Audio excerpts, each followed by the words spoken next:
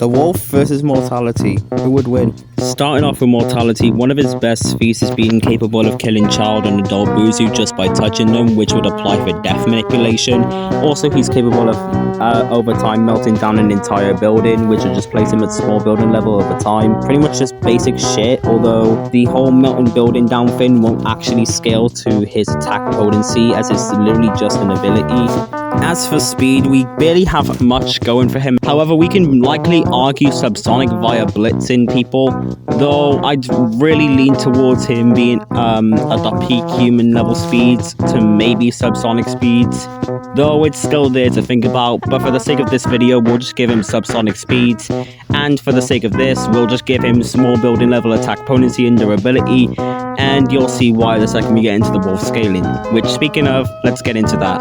As for the wolf, he has leagues better feats than Mortality. Like, it genuinely isn't even close. Starting off, we'll just get into how he negates everything Mortality has, such as his body being pretty much contained as a dead wolf, which would just apply for Immortality Type 7, which for those people out there, pretty much Immortality Type 7 applies to characters who are already dead or are pretty much undead entities. For example, people like Jason Voorhees, people like those, etc., would all pretty much have Immortality Type 7, and being an already dead character would make you immune to stuff like death manipulation, so Mortality doesn't really have that against him.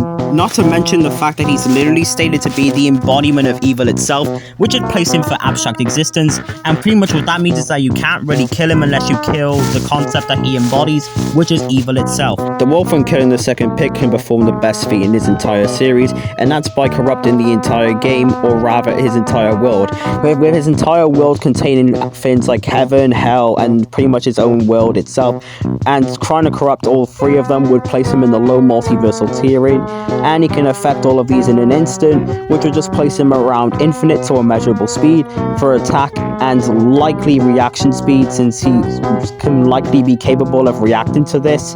Also, we can argue Multiversal Plus via something called the Many Worlds interpretation, which, to put it simply, would just be infinite possible realities that all exist in the verse, which is explained by the image showed on screen, as I can't really go into it. It's way too complicated for me to explain shortly, so here it is for now. Anyway, the wolf would scale from around Multiversal Plus with infinite to immeasurable speed, and yeah, Mortality doesn't stand an absolute chance. None of his actually good hacks is even working on him, and the only minor hacks that could maybe do something is still getting blitzed in one shot by the wolf. So yeah, Fairy Tail's Eternal Nightmare wins this one, negative difficulty.